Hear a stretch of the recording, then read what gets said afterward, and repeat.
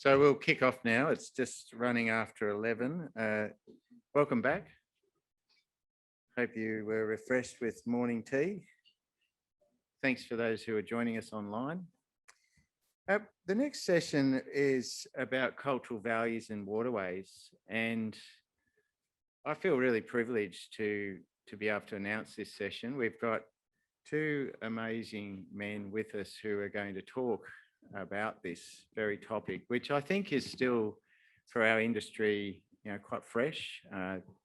We have matured somewhat in understanding what those values are and how to work, appropriately with those. But there's still a long way to go, I think.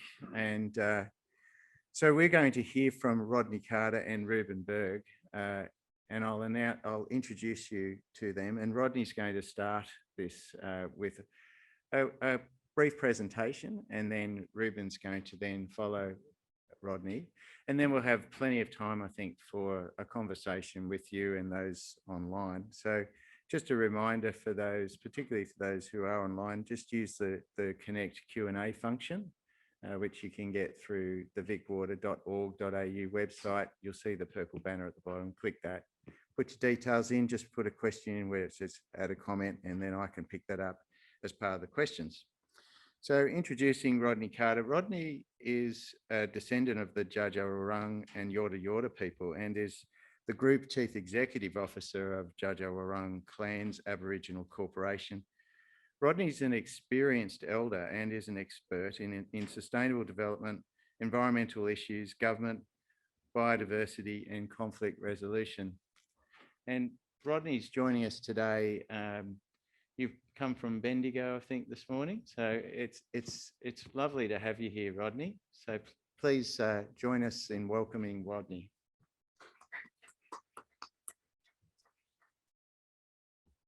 Lovely to be here.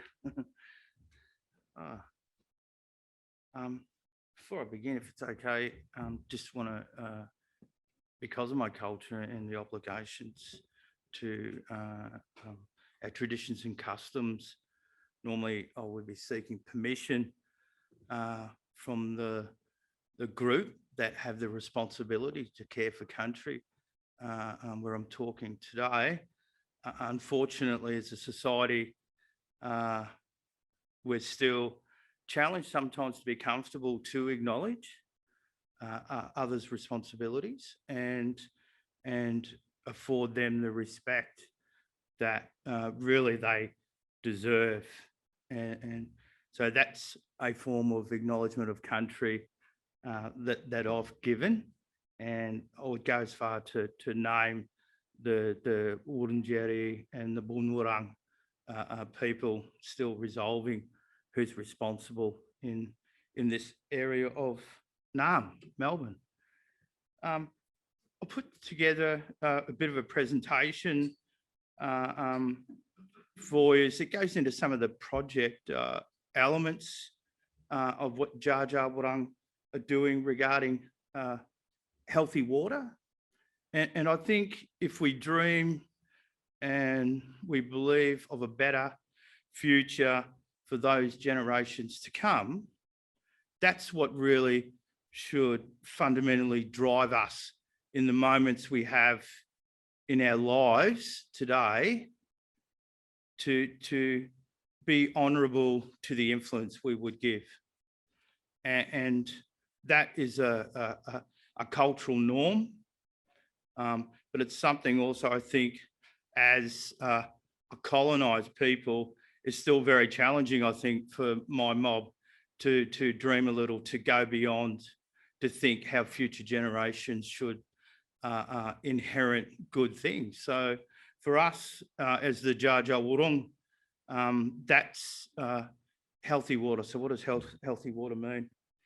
The modern world has so many impositions on what we need to do, and we need to have plans. We need to move beyond being an oral culture of images, symbols, songs and dance, to trying to take that across to documentation. And one of the most useful tools we've got in our leadership and across organisations is strategic documentation. So for the Dja Dja Wurrung people, the Dalkunya Dja Healthy Country Plan. So it's a healthy country plan based on the principles of conservation management planning. So now we bring together hearts and minds, and we take an approach that we need to challenge ourselves, but also let's keep this achievable. Let's be realistic. So then when we apply project management processes and thinking, that we can get those achievements, get those wins, leverage on recognition from achievement, and then you can use that as a platform to be able to challenge yourself to do other things. The Dalkunya Dja was brought together in 2014, I believe, with any good policy, and this idea of generational thinking, trying to address generational disadvantage, things that have happened over a couple of hundred years. For us here in Victoria as an example, it's sensible to set decade-long policy goals that go beyond politics, elections, movements of governments, changing of departmental names and responsibilities. But the acts and the regulations are still king, and they don't move or fluctuate very much. So you think, how do you align your strategic thinking with that stuff?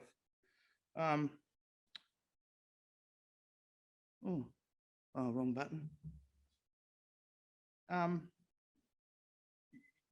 The approach that the Dja Dja Wurrung have taken here, and there's a symbol, there's a piece of art that is now trying to communicate this cultural way of being and thinking, and creating a visual representation, and then also bringing forward language to be embedded into the projects.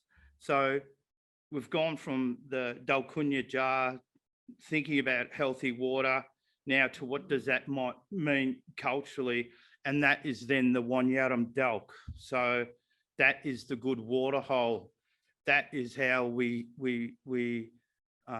allow moments in time, longer periods of time, for water to be present in landscape, the same as of old. And so that would suggest for us culturally, it's about ponds, it's about meandering systems, it's about vegetation that is useful for the people, it's useful for amphibians, fish, other plants, invertebrates, insects, and animals.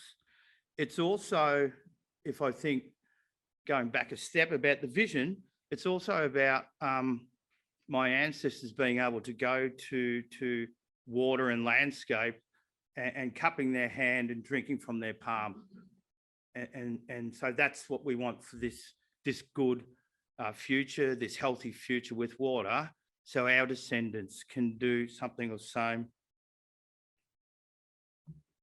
I won't talk to the dot points, but they were just there for you when you get tired of looking at me, to look at the dot points and some examples. So you have strategic documentation, trying to show people, others, that you're good enough and you can do, and you've got science sitting over here that I would say is not king. Science is a tool to be applied. And then for us as people, as humans, using science to our advantage, hopefully when we apply it honourably, not to others' disadvantage, but it's there to be utilised for us to decide how we would do things. Because for us as traditional owners, we will garden the environment. We will embed ourselves as a useful element because we need the environment. And that's why we need food and fibre to be in landscape. That's why we actually need to go to landscape in situation with water to go there and to listen to the water, and the water will have a song. It'll have an audio impression upon us. And so this becomes challenging for people to be able to share in this idea of thoughtfulness, mindfulness, of how you connect actually with country and what it impresses upon you when you see your reflection in the water, when you see the ripples, when you understand that water in its voice and its movement. And the reason why we have curves with water and creek and stream systems, it's by the water's design. It actually needs to have curves and shapes. The vortices that take place under the surface of the water are useful and practically apply to how that water has a spirit and has a soul, and it chooses where to have the flow and the movement as it meanders, and it travels its own journey from a place of height to a place of lowness. And so for the Dja Drung, when we think about in-stream modifications, we're thinking this, and we're trying to give water something that challenges us as modern people to put a spirit and a soul back in water. And you'll see in international forums, people are really challenged with this, and they jump straight to the way that, oh, water is human, a river is human, so now we've got to respect it as a human. It doesn't necessarily need to be as complex as I just described. It can be that simplistic, but I think that's what underlies the purpose of affording rights to the natural world around us. It's fantastic that we have so many Dja Dja Wurrung people, and we've run out of Dja Dja Wurrung people, just strangely.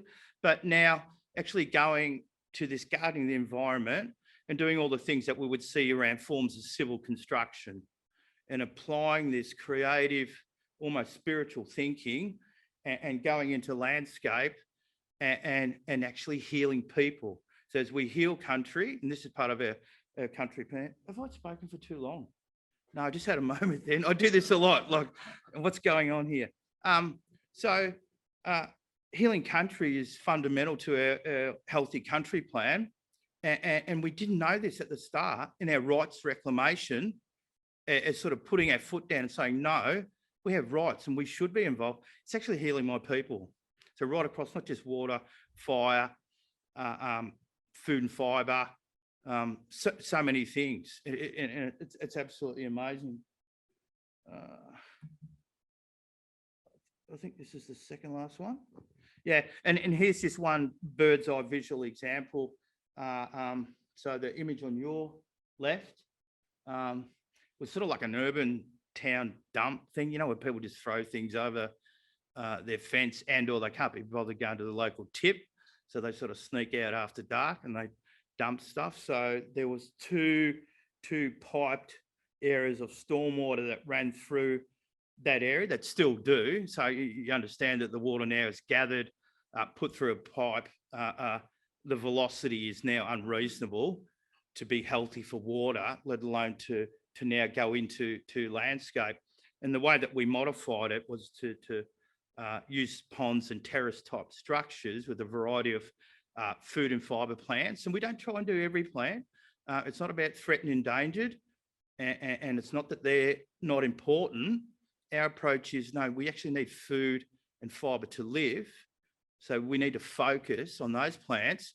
We didn't cause the problem with threatened, endangered species. So we love them. We have song, dance, art, but we need to focus on the achievable and live with ourselves and understand we're gardening the environment and focus.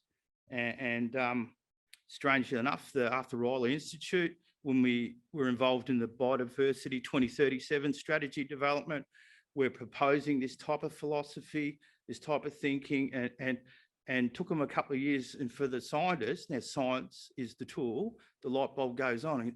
And at last, we've got a means to potentially slow the decline of biodiversity impacts, because now we're doing that surface layer and we're looking after invertebrates, because insects are key to that type of function.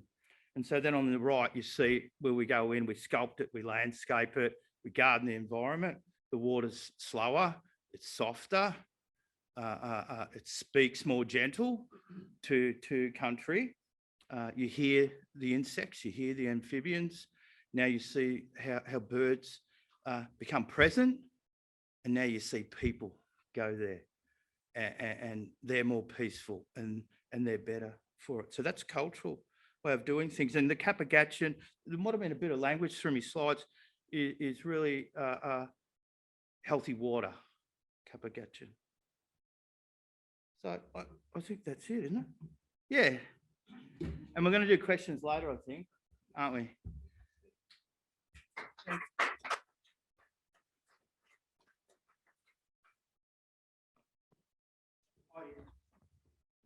So I'll introduce to you now Reuben Berg. Reuben is the Commissioner for the Victorian Environmental Water Holder and also a Director of Western Port Water. He's a proud Gunditjmara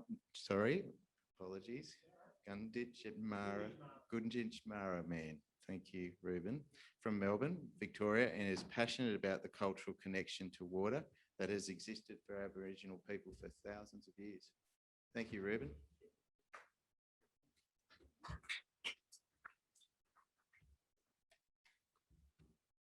Nyata, Nyatuk Gunditjmara, Nyatu Nyat Linyong Reuben Berg. As was said, my name is Reuben Berg and I'm a Gunditjmara man, which means my family comes from southwestern Victoria, in particular for myself, a little place called Framlingham, which is down there near Warrnambool, alongside the Hopkins River. And I'd just like to recognise the traditional owners of the land here, as was mentioned before, acknowledging the Wurundjeri and the Bunurong peoples, and recognise that we're meeting here just alongside the Birrarung, the Yarra River, which would have been an important place for them across thousands of years, that we have the great privilege of being alongside it here today. So just a little bit about me, that I have various hats that I wear. I'm, as I said, a Commissioner for the Victorian Environmental Water Holder, a Director at Western Port Water, a member of the First Peoples Assembly of Victoria, progressing the treaty conversations here in Victoria, also a member of the Heritage Council of Victoria, and of course, most importantly, chair of the Ultimate Rules Committee for World Flying Disc Federation, which is my favorite thing that I get to do. But when I'm speaking here today, I'm not speaking formally on behalf of any of those institutions. I'm just kind of giving you my own personal perspectives about all those various things. So take that as you will. So as I said, I come from Warrnambool. That's where my family's from. I didn't grow up there. I grew up in the western suburbs over in Essendon, but I still have that really powerful connection back to my ancestral home there alongside the Hopkins River. And one of my favorite places there is alongside Thangang Punat, the Hopkins Falls, which is one of the widest waterfalls in all of Australia. And I'm not biased in any way, but it's the best waterway here in all of Victoria. If you haven't been down there, you should go down and check it out. And I make sure I go down and check it out there at least once a year. In my 41 years of life, I've always gone there. And now that I've got two young kids, I make sure I take them there as well. And my dad's taken me there and told me stories about those places that were told to him from generations before that. And that's one of those powerful things that we have as Aboriginal peoples, is those connections across generations, across thousands of years, to those important waterways. And those waterways are often one of the most critical things to us, because that's what gave us life. That's what gave us nourishment. And so alongside those waterways are still really important places for us. And I think sometimes there can be purely a kind of romanticization of those waterways, this sense of their pristine nature. And that's, you know, that's the kind of the beauty of it within that pristine nature that might still be there today. But I think one of the privileges I have, I think, as an Aboriginal person, is to be able to see all of our waterways through that same kind of lens. And I live in Ashwood today, over near Chadstone, and there's a little creek down the back of my house, the Gardeners Creek, or Kooyong Koot, as it would have been known. And it's just like a concrete gutter, essentially, with some little rocks, occasionally some trees there, some plants. But when I walk alongside that with my kids, I don't see it as what it is there today. I think back to what it was for generations beforehand, and can still see myself walking alongside the ancestors of the Bunurong and the Wurundjeri peoples who would have lived there. And I think that's one of the really important things that we are mindful of, as that Aboriginal places of significance aren't just some other places off in those so-called wilderness places, which were never wildernesses in the first place, but they're all around us. And I think there were some really powerful examples there, Rodney, from what you were showing, that it's it's within our suburbs as well, that those are still important Aboriginal places, that we can have those connections to country, even in those landscapes as well. So in my time within the water sector, which has been since 2015, I've seen some really powerful changes in how the water sector and government more broadly has approached Aboriginal culture, traditional owner engagement, all those sorts of things. There has been some really positive shifts, and I'm a beneficiary of some of those, having been able to be appointed to some roles specifically as an Aboriginal person. So I think there is some really good things happening. I've seen some really good changes in the language that's been used, whether that's trying to refer to the Aboriginal names for places, for animals, for birds within the documents we produce. And that's might seem like a fairly token gesture perhaps, but it's an important thing to ensure we are reinforcing the Aboriginal connections to those places. I've also seen some really good changes just in the way that people used to talk about things before. And there was often this sense of saying, prior to what was happening with society here, there were untouched landscapes. And that wasn't the case at all. You know, we had been managing those landscapes across thousands of years. And so there's starting to be that shift as well of recognizing those past connections to place within the language we use as a water industry. There's also been some really powerful projects that are out there, just a handful of those being the Horseshoe Lagoon work, where we've been able to deliver water from the Victorian Environmental Water Holder, working with local communities, with the CMAs to ensure that water was delivered in a way that the traditional owners there, the Taungurung people, that they really appreciated that. And one of my fondest memories in the water industry was going to the launch of the announcement of that event where the water had been delivered. And I was a bit early and I was able to actually hear the women who were singing, who were going to be performing.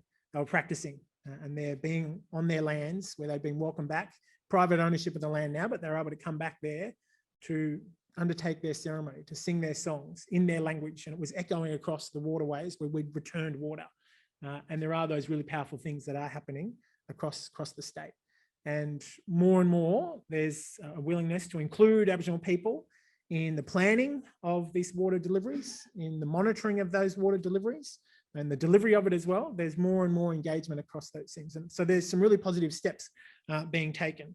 And I think one of the more significant shifts I'm seeing more and more, there's still not quite the full understanding across the board, but this shift away from thinking of traditional owners as just another stakeholder amongst another list of stakeholders, but actually shifting and understanding that they are rights holders, that they have intrinsic rights as traditional owners. And you can stem from the United Nations Declaration of the Rights of Indigenous Peoples to kind of recognize and understand those rights. And so not just seeing us alongside every other stakeholder. And I occasionally hear kind of a bit of pushback around that. Well, you know, why should they necessarily be seen as a different stakeholder to everyone else? We've got lots of stakeholders we've got to consider. And always my simple answer to that for people is go to Spring Street, right? Go and have a look at Parliament House there. You're going to see some flags flying up on the top of Parliament House.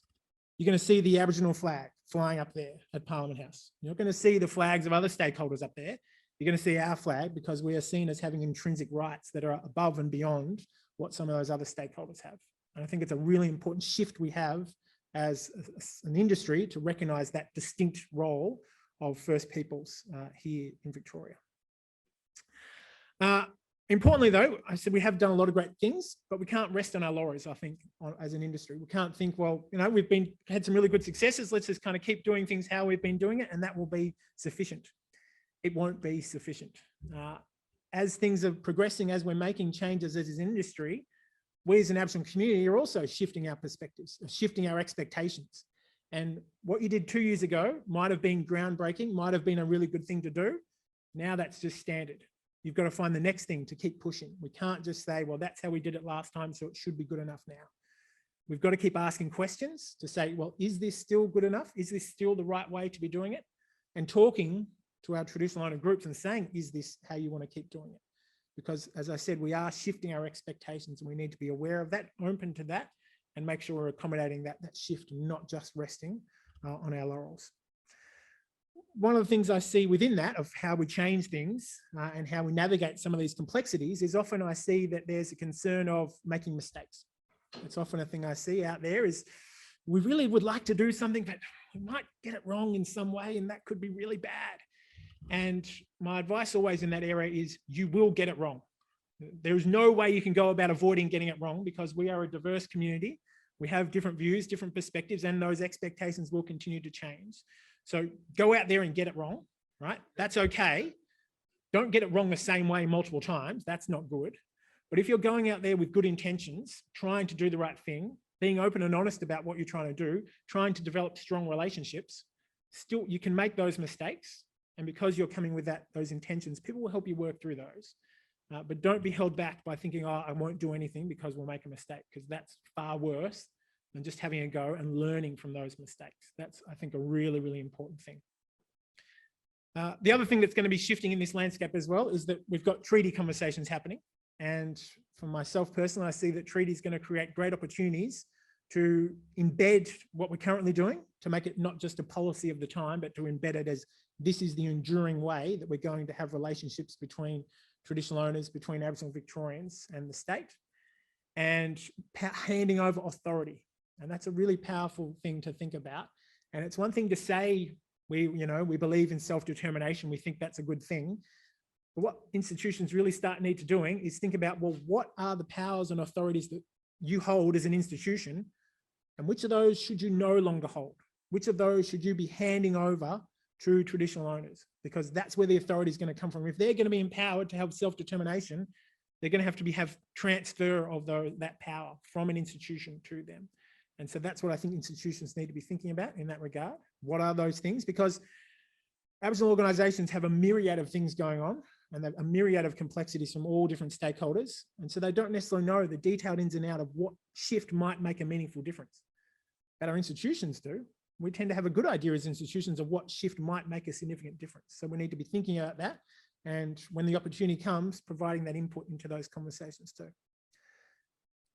The other thing to highlight about that though, is we can't just see treaty as some golden light over the horizon and go, well, let's just hold off. We won't do anything until treaty comes and addresses those matters. We've got to keep pushing and keep doing things as an industry to continue to shift and change and do better things. And that will then keep pushing what we can achieve through treaty as well. So don't just hold off and say, let's wait until treaty. Keep pushing, keep trying new initiatives. My last comment in terms of all of this is that I think one of the most powerful things that institutions can do when we're talking about engaging with traditional owners, engaging with Aboriginal culture, is to really understand and value the mutual benefit that comes from doing this. This should not be seen as some one-sided exchange of this will only benefit traditional owners. We need to recognise and value the broad benefits this will bring to all our institutions, to all Victorians, to the whole nation when we have that better engagement with traditional owners. Thank you.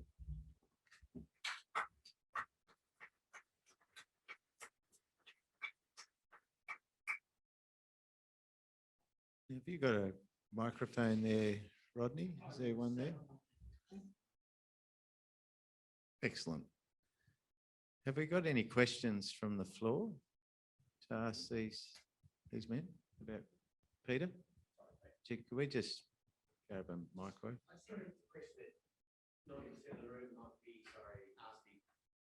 What is the Flying Disc Association or whatever it is? What's the flying- The World Flying Disc, is this on? Can you hear me? The World Flying Disc Federation is the global body that manages many disc sports, including ultimate frisbee, which is a team sport you play with a disc. That's fantastic, good fun. Go and look it up. And I have the good fortune of writing the rules for the entire world for the sport of ultimate frisbee. You get to share. You got to get the next step. You got to do the next step now about September. What's happening? Oh, which September?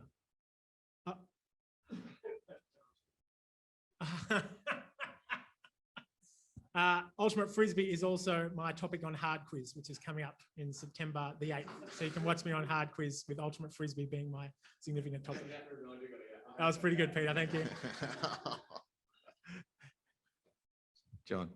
Yes, Rodney, Ruben, thank you very much indeed. I met my partner playing Ultimate Frisbee, so we need to talk a bit more about the power of Ultimate Frisbee. I've got a question for you, Ruben, about some examples you might have in mind, without wanting to sort of push things in a particular direction, about that transfer of authority you were talking about. I'm really fascinated with that, being a lawyer and apart from being a human being and a citizen, very interested to sort of understand what you might see as being an example or two of that transfer of power, or maybe the mechanisms through which that might actually be understood and negotiated and appreciated. Thank you. I mean, I can give you just a couple of examples, looking specifically from the lens of my time at the Victorian Environmental Water Holder. So one example would be that the View has a requirement that one of the 4 commissioners be an Aboriginal person. And at the moment, that Aboriginal person is appointed by, well, the minister recommends it to the governor and council to say this is who the person should be. And if we're going to have an Aboriginal person appointed to something, it should be decided by Aboriginal people. And so I think that's one way that we could transfer that authority, that, you know, if we're able to have an Aboriginal representative body that can make decisions on behalf of the Aboriginal community, that should be the group that appoints the person to be in my role. That would be a way of having self-determination through that. The other one is that we receive proposals and from across the state in terms of from the CMAs about their plans for environmental watering for throughout the year. I think we should be able to receive that directly from traditional owners saying this is what they think should happen around environmental water so that they can directly provide into that process, not through a third party. And so that's a really important way. And then ultimately what I would like to see within the water space is that there would be cultural rights to water, where Aboriginal people actually hold entitlements to water. They can do whatever they choose to. That would be an important handing over of authority as well. I've got a question for you, Rodney. Your people are doing amazing things, as you've shown today. You know, not just as a people, but as an organisation. And I'm really interested because a lot of the things that you talked about, you know, some people would regard it, you know, in our technical terms, you know, water sensitive urban design, those sorts of things. I'm really interested in hearing from you about how you're working with the local communities across the area in which your people operate and across country with, you know, the local water authorities, with the councils in trying to recreate and repair country in acknowledging those values. We're doing it within an immediate capability to work with imposed systems and processes. The freedom you would have, I think, preoccupation and still the challenges of that lifeways isn't completely gone and definitely not forgotten. It's just so not practical when you feel oppressed to not be able to be participatory, competitive in the imposed system. So if you have that thought, then through our organisational structure, and I'm pretty fortunate, I think, for Jodrell, because our structure is normal, but it's reasonably complex by Aboriginal people standards in terms of our subsidiaries and trusts, and then having buying workforce and people and training. So it's sort of us having to do things the way the oppressor requires of us. Now, that can sound pretty harsh, but I think there's some brilliance then with the people that we build relationships with. An example is a shout out to Damien with Colvin Water and what we do. Like Damien and his leadership and his board pushed a little bit into the uncomfortable to get things done, but the rules are against us. There's much to be learned, I think, in the philosophy in our rights reclamation. I think all water that falls out of the sky that's gifted to us, you know, it's a gift that falls upon Jandak country is our water. And there's truth in that.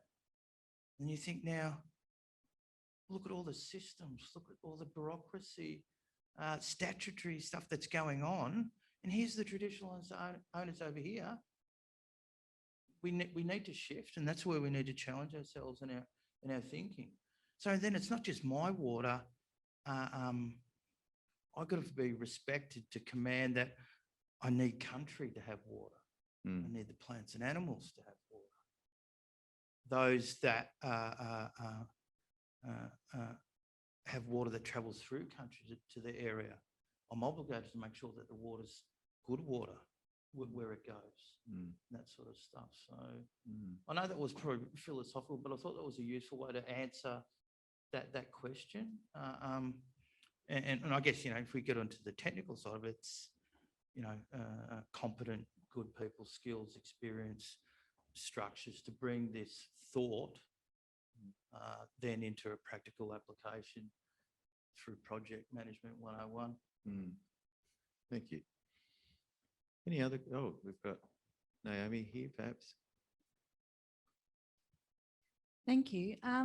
One of the speakers yesterday, when they were talking about leadership, spoke about how we should lean into the uncomfortable conversations sometimes if you want to make progress. So I'm just wondering, maybe what do you think the uncomfortable conversations are that the boards of the water corporations should be leaning into if we want to make progress to that next level that you talked about? Sure. I think one of the uncomfortable conversations, and one that I think many organisations can find quite tricky, is leaning into those conversations where there is no registered Aboriginal group yet, where there's not those recognised groups who have the authority to make decisions. And there can be a tendency, when that's the case, to just kind of hold off and say, well, it's a bit too tricky, so let's maybe not do anything at all. But that's an opportunity to kind of lean in and say, well, how can we actually make this work, even though there is what can sometimes be quite challenging complexities when there is not a definitive group that you're trying to work with. But we need to still have those conversations, because there are still traditional owners there who have rights, who have interests, who need to be heard as part of those conversations. And that can be a troubling conversation, but it's one that needs to be had. Yeah. Just to add to that, for traditional, it's a bit of our business is our business, but there's power in the wider community, and that's where the powerful are present to do things. So I think you want to empower traditional owners, and sadly we need organisations, and then that sense gets a little bit better when you think, well, it needs to be a representative organisation for the people, and it will try its best. Whenever you're engaged and there isn't the representative structures and that in place, you should actually be thinking, what can we do actually to help people up, to get some skin in the game, to get an organisation, to go through some of the painful steps you need to on bringing a family, a community, a mob together. And that's one of the challenges when I put my Aboriginal Heritage Council sort of hat on. There's a jigsaw in the state and some of the pieces are still missing. And we're trying to appropriately push people. You need to get that stuff sorted. So all of us, I think, right across all agencies and departments should have that sort of in our mind. What's this first thing we can do to help people get up and be involved? Because when we just recognise people's rights, and governments can be good at this, they say the right things, and you think good people believe in that, then actually don't do anything to help people be able to really leverage their rights and do stuff. And you need an Aboriginal corporation, or a company to do that. I think there was a question over here somewhere, was it? Rodney, I was interested to hear more about, I think it was right plant, right place that you talked about. Can you help me understand it more? Yeah. So it's not as complex as the indigeneity of plants. What's indigenous to an area, but we would want that to happen. I don't want to go on too much of a tangent, but climate change processes challenges now. Let's relocate plants that are more heat tolerant from certain climatic zones. So the right plan, put simply, the Dja Dja Wurrung we've selected was 6, now it's 9, and it can be more or less, but plants based around this idea of food and fibre. What do I need? And not being selfish, but I need sustenance, and I need to be able to craft and make. So they're the right plants. And then the right place is very simply driven by the absence. Largely, they're absent or not of an abundance to be useful, easily useful. So that's that idea of right plant, right place. And so you weed with it. And this was brilliant where, you know, some of our brightest minds as scientists in Victoria, and they looked at this as a type of method. And now it just affords the opportunity for these things in ecosystem function that we need. We need insects. Like we can no longer be delusional in that the ways that we modern landscape and I'd say gardening the environment. So for us culturally garden, we need some of these foundational plants in place as the home, the habitat for the insect, because they have so much benefit to ecosystem function. So it's like, boom, light bulb goes on. And look, I will go on a tangent just briefly. This is why Jar Jar Wurrung's driven about kangaroo grass. That was such a dominant tree of the grass species. It's a tree. It's so deep rooted that covered so much of Australia and in a couple of other continents in the world. We need it because the insects need it. And if we can grow it now in an agricultural context and use the benefit of farming and engineering systems, do it efficiently, and it's commercial, and our farmers want to do it, they will plant this grass, or the Jar Jar Wurrung will help them as the agronomists to do this. So now we'll heal country like we've never healed it before. And, you know, trees are nice. We need trees, but for us also in Central Victoria, there's too many trees and they're all in the wrong place because we've managed them as forests and we want them all next to each other so they choke each other. They don't create canopy. So, you know, we want to create woodland. Sorry, I've really waffled. That's good. Yeah. Forest gardening is another concept and idea that we're applying to this idea of, you know, people say, oh, it's thinning. Well, for us, no, it's cultural. And we will have to remove that tree to allow the tree that's next to it that we choose and select to leave standing to become of an age that's suitable with its canopy that will cool the understory. So for moisture retention, improving the habitat now for the food and fibre that we put in landscape. We need people to go into landscape because our food plants as tubers and roots grow abundantly and recruit in the environment when people cultivate the soil. So then we think, and this is why we've set aside threatened and endangered, because a lot of them are actually tuber root based plants in the orchids. The only thing missing is when we don't tell people about them, we put a fence around them because we don't want people to step on them and traffic on them. The only thing's missing is the human interaction. So of course the plant won't recruit in the environment because we put a fence around it and then we look at it and we take a couple of photos a year to see how well it's going, and it's not healthy. It's not healthy because people, you know, my ancestors tended those gardens in the environment. Any last questions? Oh, question over there, just behind. Thanks, Tim and Rodney. That was really excellent. I think it's really important to point out that traditional owners are, yeah, as you said, right holders, not stakeholders. And just wondering, I know you both wear many, many different hats, and what you see needs to happen in the short term, but also perhaps thinking more long term in terms of treaty to deliver traditional owners, water rights in terms of entitlements and having, the power to control water from the systems. There's not as you well know, there's not an easy answer to that because water is obviously a precious resource that many people have got an interest in, and you can't just easily go along and adjust an entitlement to just take it from one place and give it to another, because that's not a very simple thing to do as we see across the nation. But I think that there is the possibility at that top level through a treaty, through a mechanism that can cut across kind of some of that red tape. And that's I have the hope that through those treaty conversations, when we are trying to have that negotiation with government, from my perspective, with my assembly hat on, that we can get those commitments at that level, and then it will enable it to flow down flow down to those entitlement levels. But it needs to be that.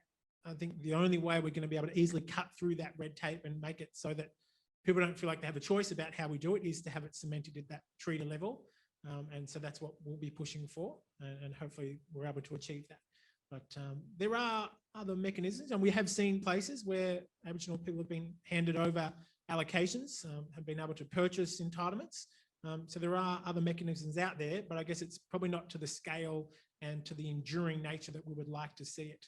And so I think we should keep doing those other initiatives and try out those pilot ideas. But ultimately, I think it will be treaty that will help cement that in an enduring way, and to an extent that is what our people are seeking, and not just the crumbs from the table that's currently happening. I think we'll draw it to a close. I'd like to thank both of you. It's been a privilege, and I think it's only this. I think it's just like the beginning for me of a really good yarn, and I feel like we should respectfully come to your country and actually have more of that yarn on country, understand these things better in practice, and really listen.